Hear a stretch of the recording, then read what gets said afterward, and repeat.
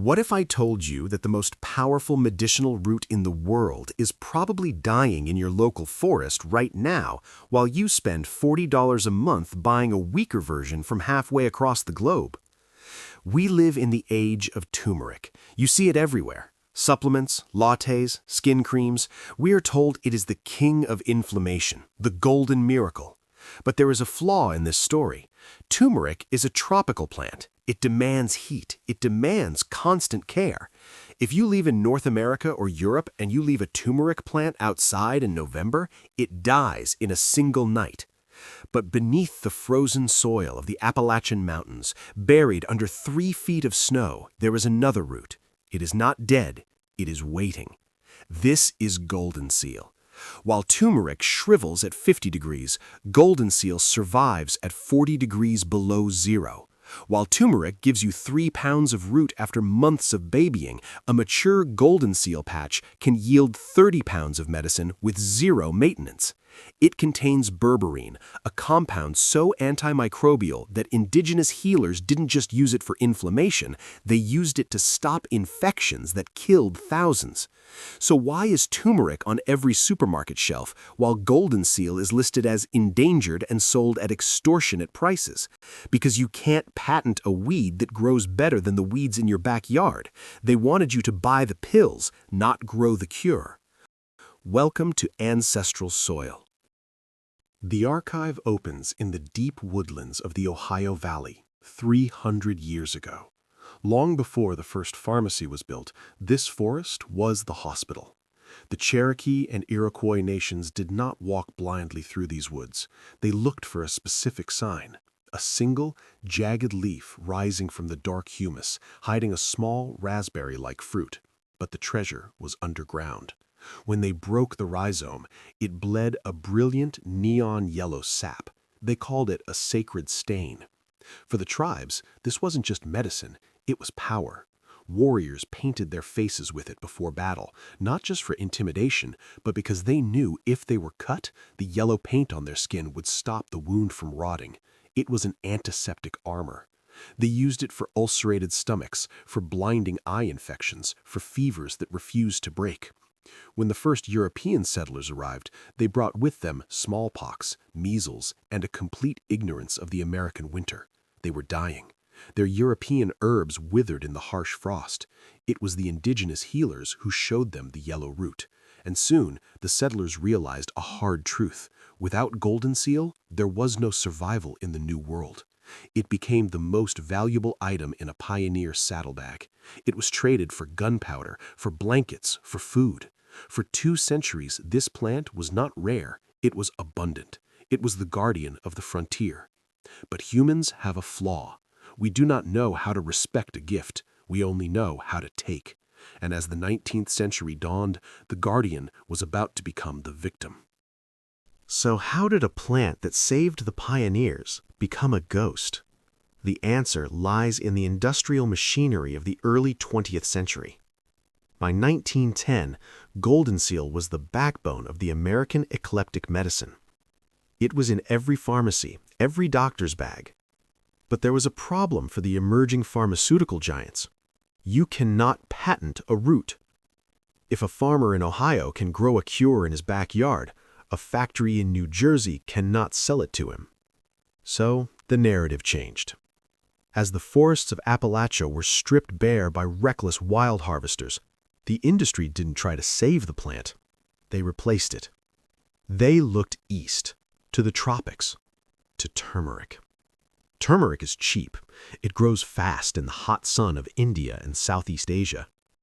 It can be dried, powdered, and shipped by the ton for pennies. It is the perfect capitalist commodity. Meanwhile, Goldenseal was labeled difficult. They told us it takes 4 years to grow. They told us it requires precise shade. They used its scarcity, which they caused, as an excuse to abandon it. And so a great displacement occurred. We stopped looking at the ground beneath our feet.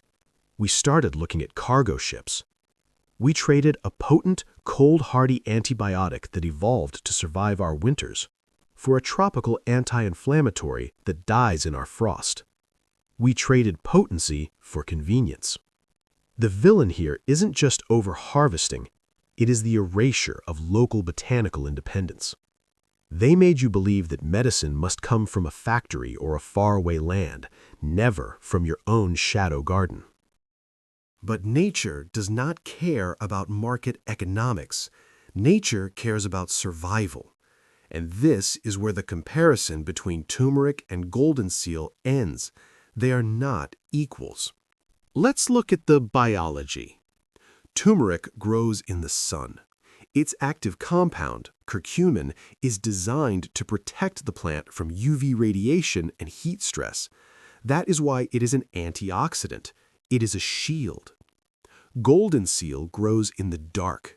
It lives in the deep, damp, rotting leaf litter of the ancient forest.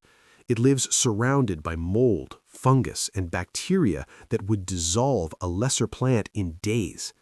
To survive this hell, Goldenseal didn't evolve a shield.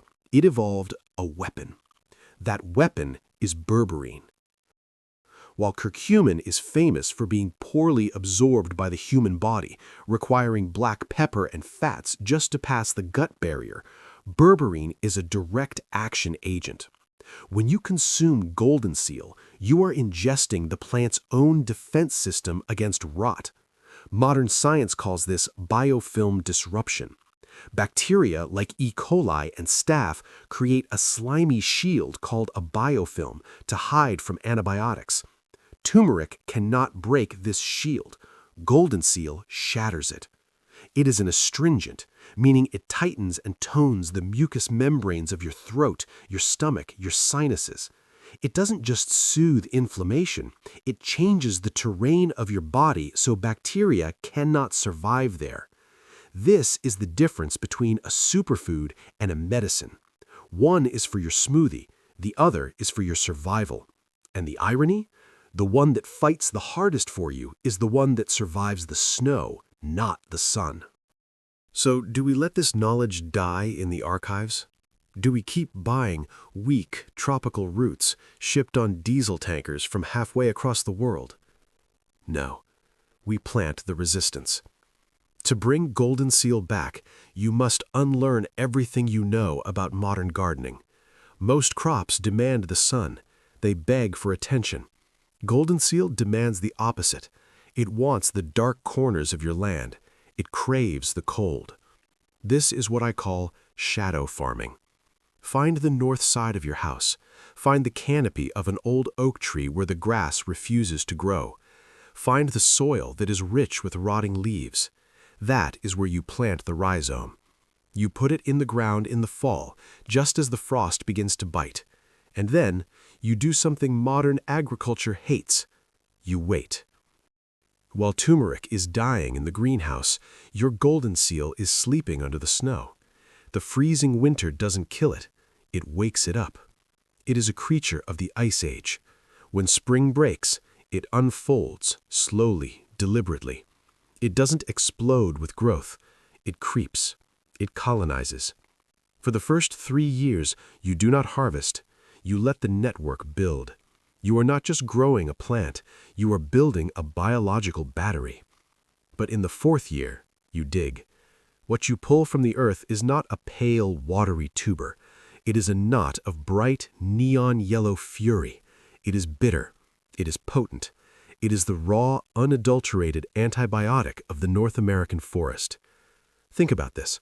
A bottle of questionable goldenseal pills at the store costs you $40 for a month's supply. A single established patch in your backyard provides a lifetime supply for you, your family, and your neighbors, for free, forever.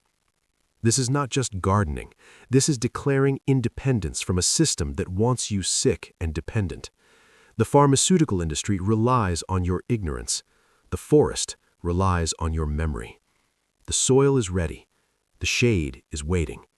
Reclaim the gold.